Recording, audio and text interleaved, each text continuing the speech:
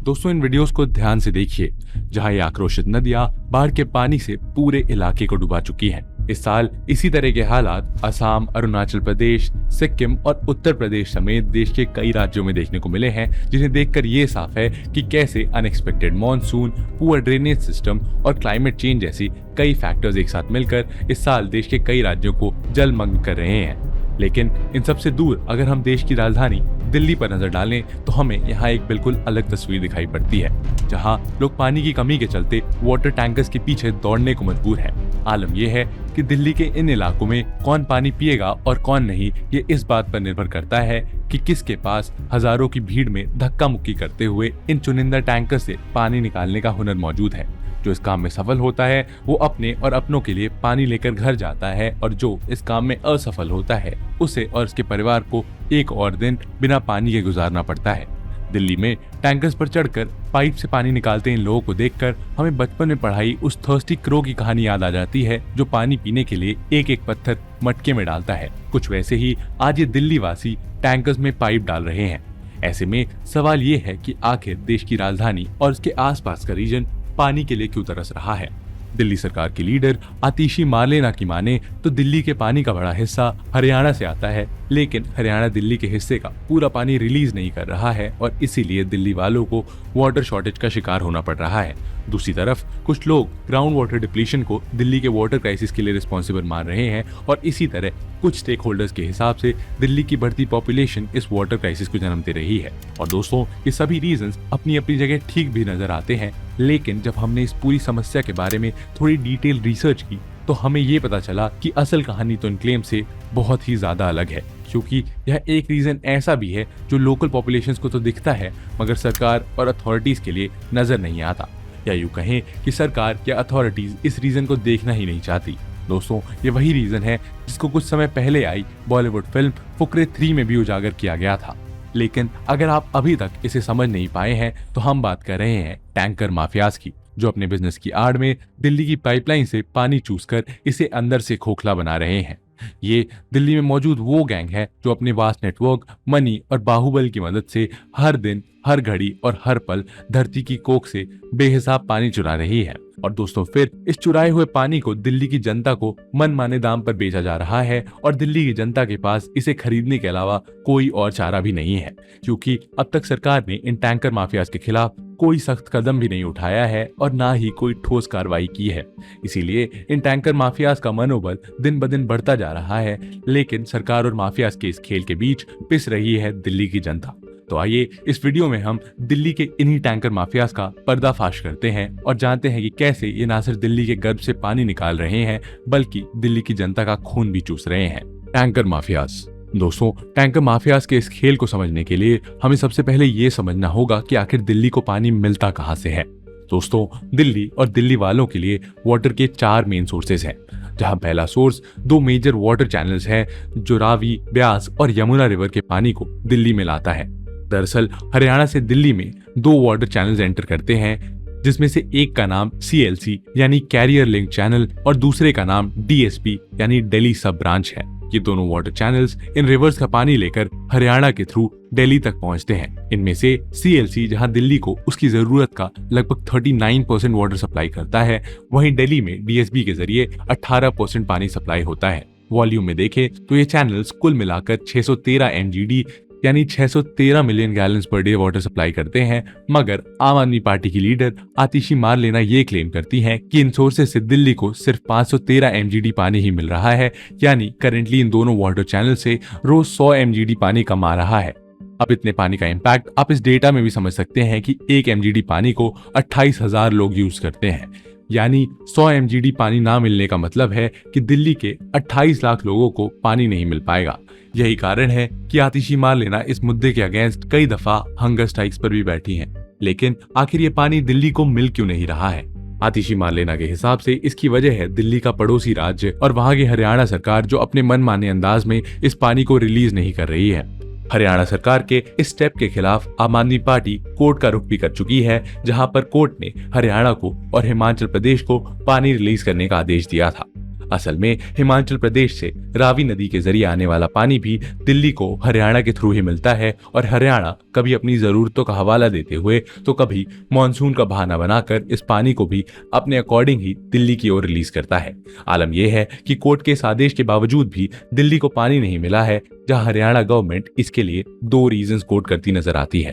पहला रीजन है कि क्योंकि हिमाचल प्रदेश ने हरियाणा की ओर कोई एक्सेस वाटर रिलीज नहीं किया है, इसीलिए हरियाणा सरकार दिल्ली की ओर वाटर ना रिलीज करने को मजबूर है।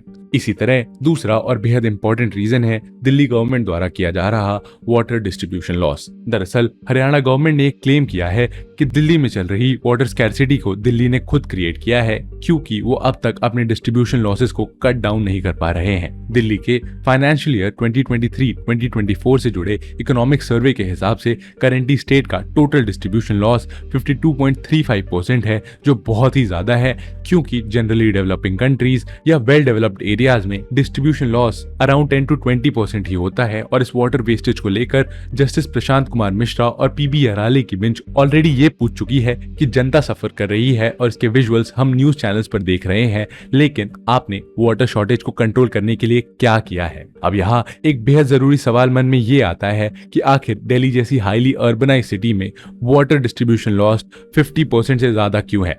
और दोस्तों यही कहानी में एंट्री होती है टैंकर माफियाज की, जो इस इमेंस वाटर डिस्ट्रीब्यूशन के लिए असल में जिम्मेदार है। ये tanker mafias government authorised borewells पर कब्जा कर रही हैं, इलीगल ग्राउंड्स में बोरवेल बनवा रही हैं और दिल्ली जल बोर्ड की पाइपलाइन से पानी चुरा रही हैं। उदाहरण के लिए आदर्श कॉलोनी में 6 बड़ी मोटर पाइपलाइन से पानी निकालकर टैंकर्स में फिल किया जा रहा है और आदर्श कॉलोनी में रहने वाले लोकल्स का कहना है कि टैंकर माफियाज ने इन पाइपलाइंस में ऐसे डिवाइसेस लगा रखे हैं जो पानी को आदर्श कॉलोनी से डाइवर्ट कर देती हैं और फिर इनसे टैंकर्स फिल किए जाते हैं। उन्होंने ये भी बताया है कि इन वाटर कंपनीज ने गवर्नमेंट पाइपलाइंस को ब्लॉक कर रखा है, जिससे आम जनता के इस्तेमाल के लिए आने वाले पानी को माफिया चुरा सके। हालत ये है कि ओखला में यमुना के किनारे मौजूद ओल्ड गवर्नमेंट बोरवेल का इस्तेमाल करके टैंकर्स को फिल किया जाता है और पानी की ये पूरी चोरी रात को अंधेरे में सीक्रेट तरीके से की जाती है। यमुना रिवर के पास होने की वजह से यहाँ ग्राउंड का वाटर लेवल मेंटेन रहता है और इसीलिए टैंकर कंपनीज इस लोकेशन को चूज करती हैं। संगम विहार में तो माफियाज ने गवर्नमेंट बोरवेल को हाईजैक कर लिया है और ये वो बोरवेल है जिन्हें वाटर पाइपलाइंस की एब्सेंस वाले एरियाज में जल बोर्ड के ऑथराइजेशन पर प्राइवेटली रन किया जाता है। संगम विहार की लेन नंबर 2 में कम्युनिटी बोरवेल पाइप को इलीगली एक फोटो स्टूडियो तक एक्सटेंड कर दिया गया है और यहाँ के लोकल्स की माने तो स्टूडियो ओनर अपने प्राइवेट नीड्स के लिए पानी का यूज करता है और फिर स्मॉल क्वांटिटीज में पानी लोगों को सेल भी करता है।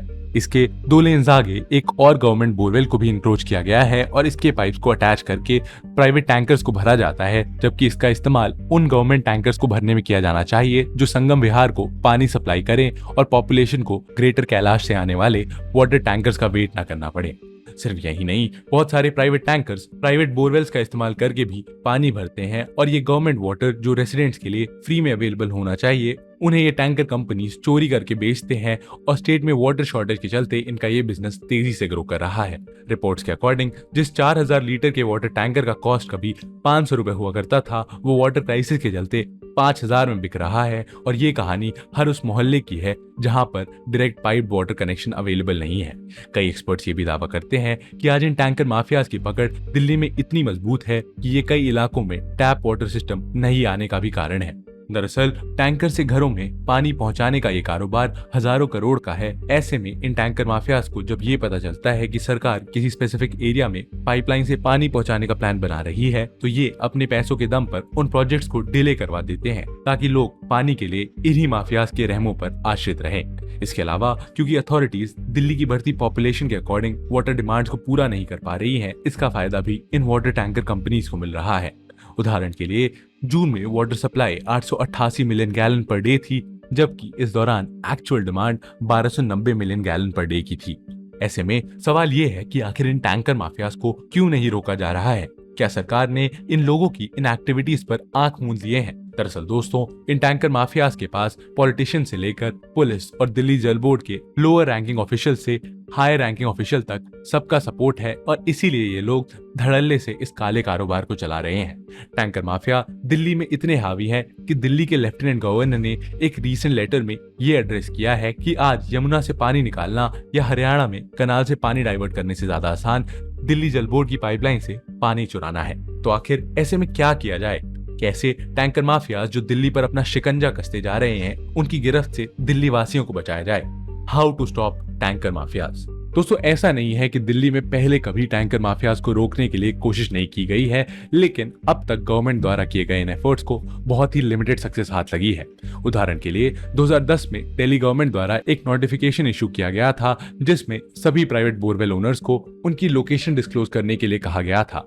इसी तरह 2014 में जल बोर्ड ने एक वॉलंटरी डिस्क्लोजर स्कीम अनाउंस की थी, जिसके अंडर प्राइवेट बोरवेल और ट्यूबवेल ओनर्स को 3 महीने के अंदर कनेक्शन सरेंडर करने का चांस दिया गया था, वो भी बिना किसी पेनल्टी के। असल में इस स्कीम का इस्तेमाल सिटी में बोरवेल और ट्यूबवेल का एक डेटाबेस क्रिएट करने के लिए किया गया था, ताकि गवर्नमेंट ग्राउंड वाटर एक्सट्रैक्शन से रिलेटेड पॉलिसीज फॉर्मुलेट कर सके और ग्राउंड वाटर डिप्लीशन को मॉनिटर कर सके। लेकिन गवर्नमेंट के स्टेप को बहुत कम सक्सेस मिली और ना ही प्राइवेट बोरवेल ओनर्स खुलकर सामने आए और ना ही लोगों ने अपनी लोकेशन को डिस्क्लोज किया। उदाहरण के लिए संगम विहार और देवली में सिर्फ 52 बोरवेल्स और ट्यूबवेल्स को डिस्क्लोज किया गया, जबकि दिल्ली जल बोर्ड के डॉक्यूमेंट्स के एस्टिमेट के हिसाब से इस इलाके में करीब 243 बोरवेल्स और ट्यूबवेल्स का एस्टिमेट था।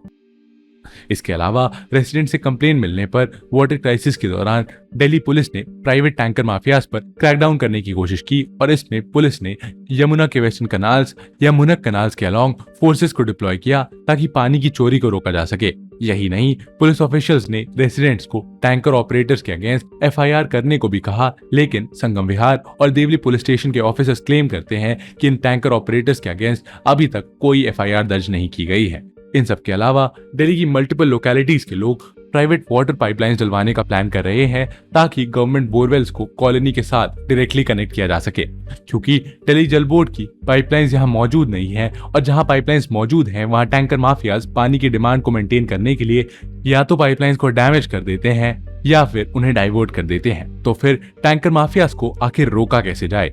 सबसे पहले गवर्नमेंट को टैंकर बिजनेसेस को रेगुलेट करना होगा और इसके लिए स्ट्रॉन्ग लेजिस्लेशन की रिक्वायरमेंट है, ताकि टैंकर माफियाज के बिजनेस को चोट पहुंचाई जा सके। प्राइवेट बोरवेल्स और ट्यूबवेल से टैंकर्स में पानी की सप्लाई अलाउड नहीं होनी चाहिए और इन सब पर नजर रखने के लिए दिल्ली जल बोर्ड एक स्पेशल टीम का गठन भी कर सकती है, ताकि ऐसी एक्टिविटीज को रोका जा सके। सिर्फ यही नहीं, माफियाज पानी की डिमांड को देखते हुए टैंकर प्राइसेस को भी बहुत ज्यादा फ्लक्चुएट करते हैं और यहाँ पर सरकार टैंकर के प्राइसेस को भी फिक्स करने पर विचार कर सकती है। इसके बाद गवर्नमेंट को दिल्ली की सभी लोकेलिटीज तक पाइपलाइंस बिछाने का काम जल्द से जल्द पूरा करना होगा और दिल्ली के सीएम अरविंद केजरीवाल कई दफा इस तरह का वादा कर चुके हैं और आम आदमी पार्टी ने ईयर 2029 तक इस काम को पूरा करने का संकल्प भी उठाया है। ऐसे में बेहद जरूरी है कि दिल्ली की करंट गवर्नमेंट इस डेडलाइन को सक्सेसफुली अचीव करे।